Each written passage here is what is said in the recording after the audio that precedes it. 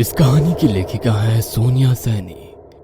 वो गिनती भी भूल चुके थे कि जंगल में भटकते हुए उन्हें कितना समय हो गया है। अब तो खाने पीने का सामान खत्म हुए भी कई दिन बीत चुके थे। दूर दूर तक जहां तलक भी नजर जाती थी बर्फ ही बर्फ नजर आ रही थी। ना कोई पेड़ पौधा, ना जंगली जानवर। पेट भरने के लिए उन्हें कोई साधन नजर नहीं आ रहा था। पेट की भूख अब बर्दाश्त से बाहर होती जा रही थी। पैर में चोट लग जाने के कारण 5 लोगों के ग्रुप से जॉर्जिया पीछे छूट गई थी। भूख प्यास से सभी इतने बेहाल थे कि किसी को पता ही नहीं चला कि कब जॉर्जिया ग्रुप से पीछे रह गई। अंधेरी रात में बर्फ के रेगिस्तान में अकेली दर्द से कराती जॉर्जिया को अचानक ही अपने पीछे एक साया सा महसूस हुआ। कौन है वहां? जॉर्जिया ने देखा अंधेरे में कोई नकाबपोश हाथ में चमकता हुआ चाकू लेकर उसकी ओर बढ़ रहा है। इससे पहले कि जॉर्जिया संभल पाती, एक तेज धारदार चाकू ने उसकी गर्दन धड़ से अलग कर दी थी।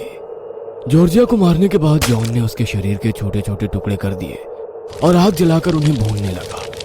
कुछ पलों के बाद वो एक जानवर की तरह जॉर्जिया का मांस चबा रहा था।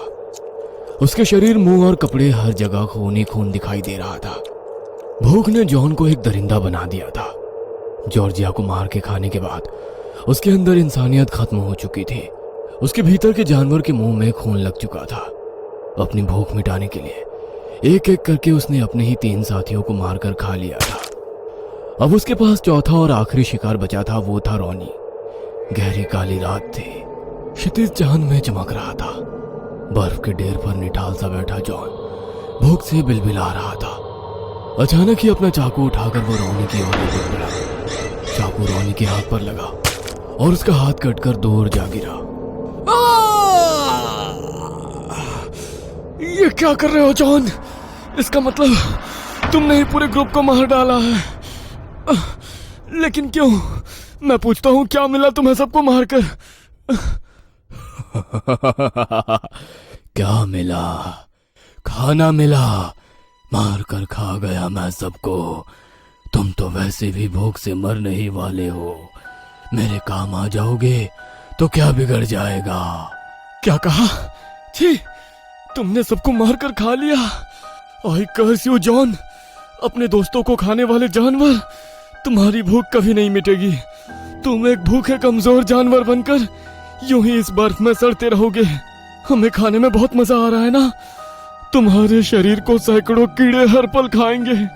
न जी पाओगे, न मर पाओगे, बस सड़ते रहोगे यूं ही। रॉनी की बात सुनकर जॉन को गुस्सा आ गया और उसने चाकू को सीधा उसके सीने में उतार दिया। रॉनी एक भयानक चीख के साथ जमीन पर जा गिरा। जॉन को अपने दोस्तों को मारने का कोई अफसोस नहीं था। जंगली जानवर की तरह उसने रॉनी के शरीर को भी कुछ ही मिनटों में फाड़कर टुकड़े टुकड़े कर दिया था। न जाने ये रॉनी के श्राप का असर था या जॉन के अंदर के जानवर का वहशीपन कि आज जॉन ने मांस को भुने बिना ही यूं ही कच्चा खाना शुरू कर दिया। उसके हाथ में पकड़े मांस से खून टपक रहा था और जॉन उस टपकते हुए खून को देखकर पागलों की तरह हंस रहा था। जॉन, छोड़ दो उसे, छोड़ दो, छोड़ दो। शुभ की चीख सुनकर उसके दोस्त प्रशांत ने उसे झिंझोर कर उठाया। अबे उठ जा, कॉलेज नहीं जाना क्या? किस जॉन को बुला रहा था बे? अरे यार, आजकल मैं इंग्लिश नॉवेल द कैनिबल पढ़ रहा हूँ। उसमें ऐसी ऐसी चीज है कि मेरा दिमाग ही हिल गया है। लगता है अब तो सपने में भी मुझे वही सब दिखाई दे रहा है। अबे कम पढ़ा कर इंग्लिश नॉवेल। और ये कैनिबल जैसा कुछ नहीं होता। कोई अपने ही दोस्तों को मार कर खा सकता है क्या? इट इज टोटली फुलिश यार, फैंटेसी है यार। बस पढ़ और एंजॉय कर, ज्यादा सीरियस मत ले। चलो ना यार, अपन लोग मिलकर हिमाचल में नाइट आउट करते हैं। भाई अगर सच में कोई कैनिबल आ गया तो हम चारों मिलकर उसे खा जाएंगे। हम किसी कैनिबल से कम है क्या? शुभ की बात सुनकर सारे दोस्त हंसने लगते हैं। अगले ही सप्ताह में शुभ का जन्मदिन था। उन चारों ने शुभ का जन्मदिन हिमाचल के रोहतांग के पास बने घने जंगल में मनाने का प्लान बनाया। सभी जरूरी चीजें गाड़ी में रखकर वे चारों कैंपिंग के लिए निकल गए। जनवरी का महीना था, बर्फीली हवाएं चल रही थी। उन चारों ने आग जलाई और उसके पास घेरा बनाकर बैठ गए। सबसे पहले उन्होंने साथ में लाया हुआ चिकन आग में भूना और फिर बियर पीने लगे। रात के तकरीबन 11 बजे उन्होंने केक काटा और फिर वे आग के पास बैठे काफी देर तक गप्पे लड़ाते रहे। बाहर बढ़ती ठंड अब बर्दाश्त से बाहर हो रही थी। हाथ पैर सुन्न हो रहे हैं यार, चलो अब टेंट में चलते हैं। रात के 11 बजे के करीब वे चारों टेंट में आकर सो गए थे। शुभ और कुणाल एक टेंट में थे और प्रशांत और ऋषभ अलग टेंट में। गहरी नींद में शुभ को एहसास हुआ जैसे कोई भारी भरकम सी चीज जमीन पर रगड़ रही हो। उसने धीरे से आंख खोली तो उसे अपने टेंट के बाहर कोई आकृति हिलती हुई दिखाई दी। कुणाल उठ यार, देख कुछ है हमारे टेंट के बाहर।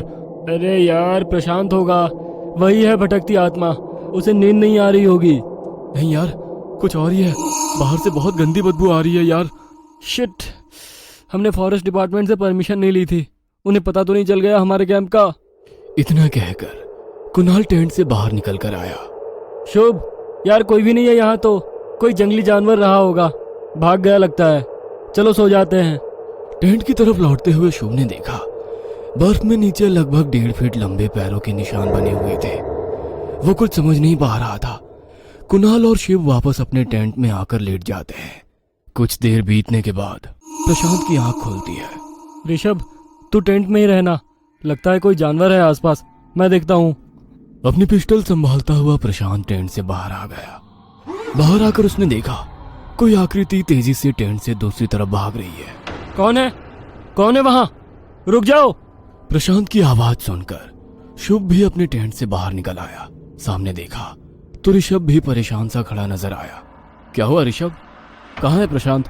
यार पता नहीं, कुछ था वहाँ, कुछ 10-12 फीट ऊंचा उस तरफ भागा तो प्रशांत भी उसके पीछे पीछे दौड़ गया। भाई मुझे तो डर लग रहा है। डर क्यों रहा है यार, जानवर आग के पास नहीं आते, चल आग जलाते हैं। भाई जानवर नहीं था वो, कोई जानवर 12 फीट होता है क्या?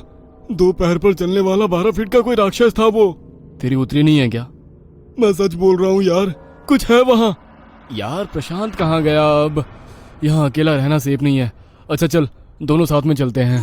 मैं नहीं आ रहा यार, मुझे बहुत डर लग रहा है, मैं अपने टेंट में ही रहूंगा।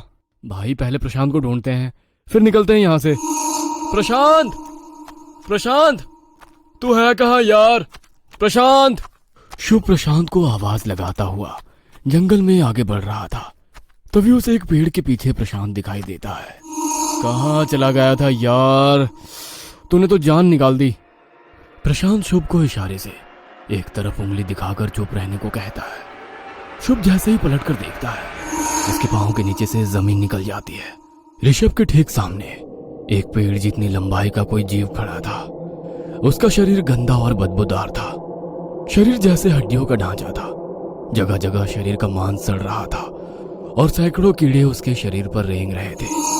उसकी आंखें किसी बल्ब की तरह चमक रही थी और वो खड़ा किसी जानवर की तरह गुर्रा रहा था। उसे देखकर ऋषभ लड़खड़ाकर नीचे गिर पड़ता है। ये क्या है? कोई बचाओ मुझे। ऋषभ इससे पहले कुछ कह पाता, उस जीव ने ऋषभ की आंखें नोच कर बाहर निकाल ली थी। ऋषभ जमीन पर पड़ा छटपटा रहा था। प्रशांत शूट दिस डेमन, शूट। प्रशांत ने जैसे ही पिस्टल उसकी तरफ घुमाई वह बिजली की तरह प्रशांत पर टूट पड़ा। प्रशांत के हाथ से छूटकर रिवॉल्वर जा गिरी। शुभ ने वो रिवॉल्वर उठाई और पूरी ताकत से भागने लगा। वेंडिगो, ये वेंडिगो है। हाँ बिल्कुल वैसा ही जैसा था कैनिवल में पढ़ा था।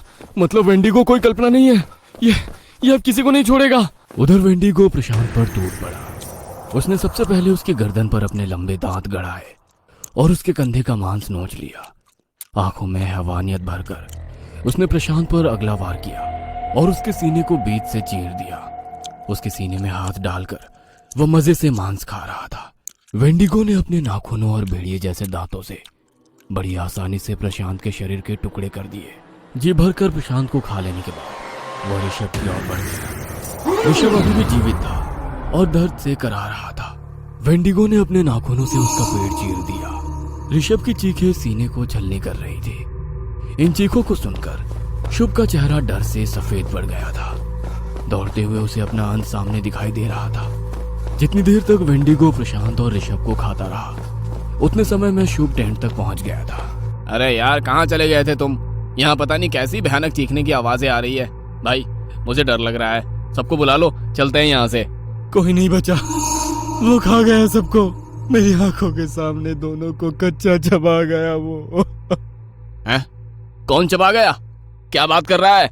यहाँ वेंडिगो है, हम में से कोई नहीं बचेगा, हमारी हड्डियां तक नहीं मिलेंगी। होश में आओ शुभम, कौन वेंडिगो? क्या बोल रहा है भाई?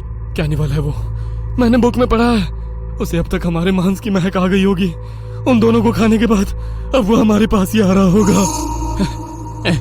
तो तूने किताब में पढ़ा होगा ना, ये मरेगा कैसे? बता भाई, क्या करे, कैसे इससे पीछे छुड़ाए? कुणाल की बात सुनकर शुभ ने आग जला दी और दोनों टेंट की ओट में छिप गए। उनके हाथ में जलती हुई लकड़ी थी। कुछ पल के बाद शुभ को अपने पास से सड़े हुए मांस की बदबू आने लगी। वो आसपास ही है, कुणाल अलर्ट रहना। तभी वेंडिगो पास वाले पेड़ से किसी 4 पैर वाले जानवर की तरह नीचे उतरने लगा। उसके लंबे खून से सने नाखून बेहद डरावने लग रहे थे।